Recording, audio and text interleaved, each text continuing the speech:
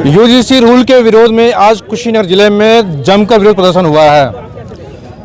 कुशीनगर जिले के कोने कोने से सैकड़ों की संख्या में लोग जिला मुख्यालय पर एकत्र हुए हैं और यहाँ पे विरोध प्रदर्शन के बाद डीएम से मिले हैं, अपना ज्ञापन सौंपे हैं। ये लोग यूजीसी का जमकर विरोध कर रहे हैं, क्यों कर रहे हैं, हम इनसे बात करेंगे। हमारे बीच संत भी हैं, दिव्यांग भी हैं और एक और भाई साहब हैं, तब से हम बातचीत करेंगे।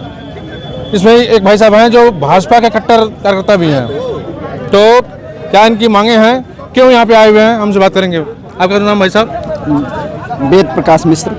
आप यूजीसी के विरोध में आए हैं, क्या इसमें कमियां हैं, क्यों आए हैं आप? देखिए,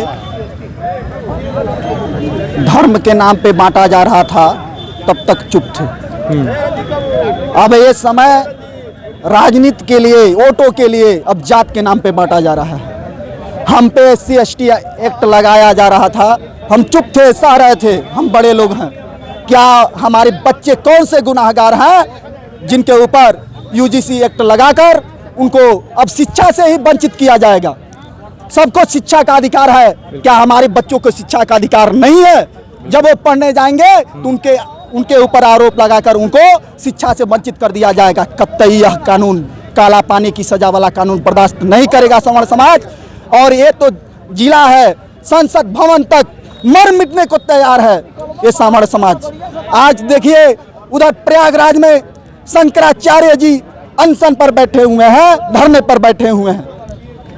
उनके बटकों को चोटियां पकड़कर घसीटवाया यह सरकार, तब भी यह सवर्ण समाज अभी उसी का परिणाम है, क्योंकि वह शंकराचार्य हैं।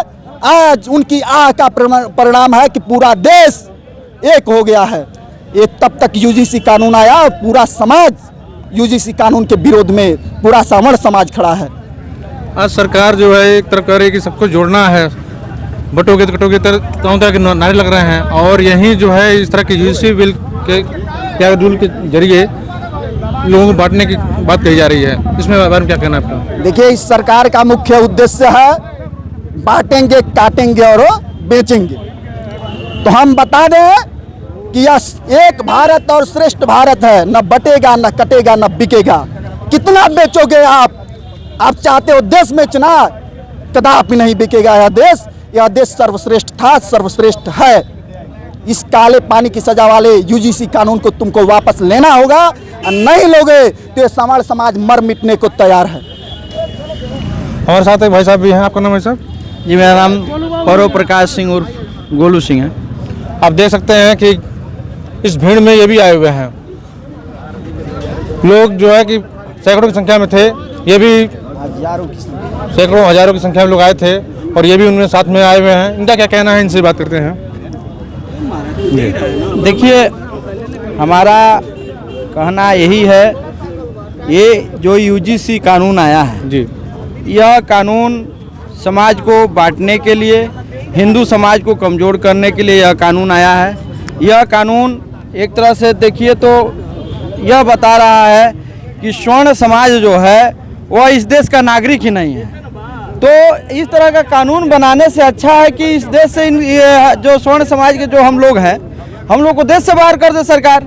इस तरह की कानून क्यों बना रही है? और हम लोग इस सरकार से हम लोग की अपेक्षा नहीं थी, क्योंकि स्वर्ण समाज का 95% वोट भारतीय जनता पार्टी को जाता है। क्योंकि मैं भी भारतीय जनता पार्टी का कार्यकर्ता हूँ, रात दिन भारतीय जनता पार्टी का झंडा लेके ढोता हूँ। वो जाड़ा हो, धूप हो, गर्मी हो, बरसात हो, हर टाइम मैं भारतीय जनता पार्टी के लिए समर्पित रहता हूँ। तो इसलिए मैं भारतीय जनता पार्टी का झंडा लेके नहीं ढोया हूँ कि आज हमारे समाज को, हमारे स्वर्ण समाज को बलिदान पे चढ़ा दिया जाए, बलि दे दिया जाए। यह जो कानून है, अभी मान लीजिए हरिजन एक्ट था, पिछड़ा जो वर्ग का जो आरक्षण दिया जाता था नौकरियों में आदि जगहों पे, जो कानून बना के हम लोग के अधिकार को छीना जाता था, उसका हम लोग विरोध नहीं करते थे। चलो भाई, ये भी हमारे हिंदू भाई हैं, अगर ये नीचे ज़मीन से अगर जो उठ के आगे बढ़ रहे हैं तो भाई हम लोग को खुशी है। मगर शिक्षा जैसे स्थान पे, जहाँ पे जो बच्चा अपने घर से जाता है तो उसको भेदभाव नहीं बताया जाता है। तुम अपने स्कूल में जा रहे हो और स्कूल में जाते हो तो स्कूल में जितने छात्र छात्राएं हो तुम्हारे भाई बहन हैं, हम लोग अपने बच्चों को सिखाते हैं। और वहाँ पे जाके जब स्कूल में उनके साथ भेदभाव किया जाएगा, हमारे स्वर्ण समाज के साथ, कोई भी अगर आरोप लगा दे कि तो ये हमको मतलब गलत बोले हैं, भेदभाव हमारे साथ किए हैं, तो उसको बिना किसी गुनाह के, बिना किसी जांच परख के पहले उसको रिस्ट्रिकेट कर दिया जाएगा। उसके पास जांच होगा, तो जांच होने के बाद से अगर आरोप नहीं सिद्ध होता है कि आपने आरोप लगाया कि मेरे साथ ये भेदभाव किए हैं और उसमें मैं कहीं गलत नहीं हूँ, तो उसके बाद आपके ऊपर कोई कार्रवाई नहीं किया जाएगा, आपको छोड़ दिया जाएगा और आपका नाम भी गोपनीय रखा जाएगा। तो यह तो हम लोगों के साथ मान लीजिए अन्याय किया जा रहा है ना सवर्ण समाज के साथ, जिसमें हमको तो नहीं आना चाहिए इस कानून का विरोध करने। इसलिए चूंकि मैं दिव्यांग हूँ, इसमें दिव्यांगों को भी उस श्रेणी में रखा गया है, मगर दिव्यांग होने के बावजूद भी कल मेरा बच्चा दिव्यांग नहीं ना होगा। नहीं, बच्चे भी पढ़ने जा रहे हैं। हो सकता है मेरा बच्चा सही सलामत हो और जाए स्कूल में और उसके साथ भेदभाव किया जाए। तो इन सब चीज़ों को ख़त्म करना चाहिए। और हम लोगों की यह लड़ाई जो है यूजीसी के खिलाफ जो हम लोग लड़ रहे हैं, इस काले कानून के खिलाफ, तो यह हम लोग अपने अधिकार की लड़ाई लड़ रहे हैं, न किसी वर्ग, न किसी जाति, न किसी मतलब धर्म मजहब, किसी के खिलाफ हम लोग नहीं लड़ रहे हैं, अपने अधिकार की लड़ाई लड़ रहे हैं। इस कानून में संशोधन किया जाए, हम लोग को भी अधिकार दिया जाए अपनी बेगुनाही साबित करने के लिए, यही हम लोग का मांग है। बिल्कुल, ये अधिकार की लड़ाई है। और भाई साहब एक और हमारे बीच में है, उनसे बात करते हैं। भाई साहब का नाम क्या है? नवनीत कुमार मिश्रा। आपका इस बार में क्या कहना है?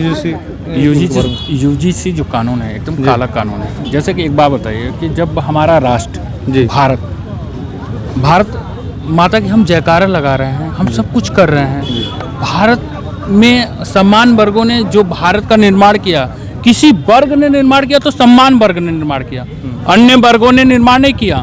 सम्मान वर्ग का लड़का अगर स्कूल में पढ़ने जाएगा और उसको 4 लोग बैठे हैं, 4 जात के बच्चे बैठे होते हैं एक विद्यालय में। मैं भी पहले एक टीचर का काम किया हूँ, तो वहाँ अगर हम पढ़ाते हैं तो वहाँ हम पूछने नहीं जाते हैं कि तुम SC हो कि OBC हो कि किस वर्ग सम्मान किस वर्ग के हो।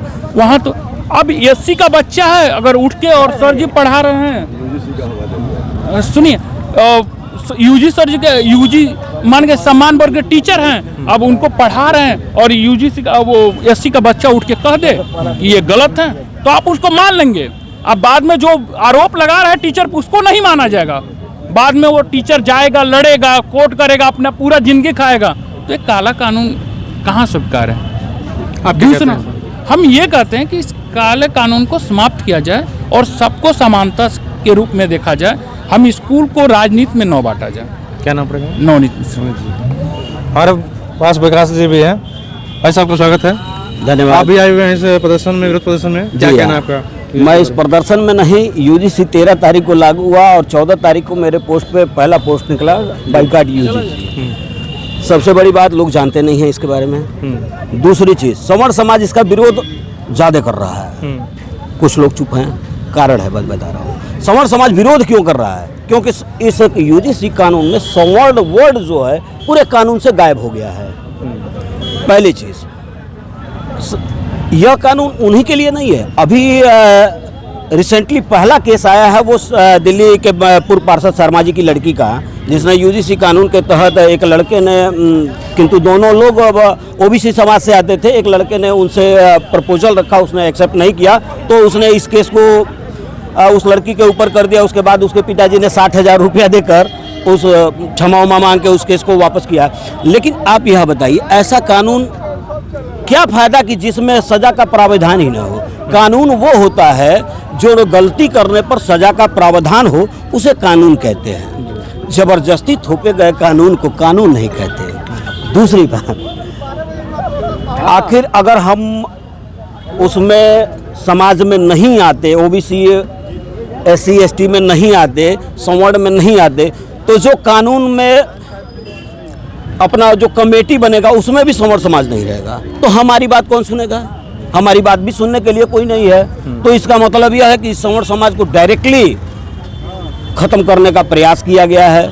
इस कानून के माध्यम से सवर्ण को हाशिए पर रख दिया गया है। अब सवर्ण जो जाति है वह केवल एक काम करेगी, वोट देने का। बाकी सवर्ण इस धरती पर अब नहीं है। मोदी जी से आग्रह है कि सारे सवर्णों को खड़ा करके गोली मरवा दीजिए और कानून को नहीं तो वापस कर लीजिए। धन्यवाद। सुमन दुबे जी हमारे साथ हैं, हम सब जानना चाहेंगे कि इनका क्या कहना है। 2 लाइन में आपको बताइए। एज ए सामाजिक कार्यकर्ता पत्रकार, मैं तो पत्रकार इक्वल हूँ, लेकिन कोई भी कानून हो उसमें समानता होनी चाहिए।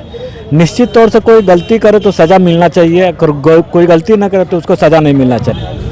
तो पूरी खबर पर आपकी क्या राय है इस बारे में, आप क्या सोचते हैं कमेंट बॉक्स में बताइएगा। वीडियो को अधिक शेयर करिए। धन्यवाद, नमस्कार।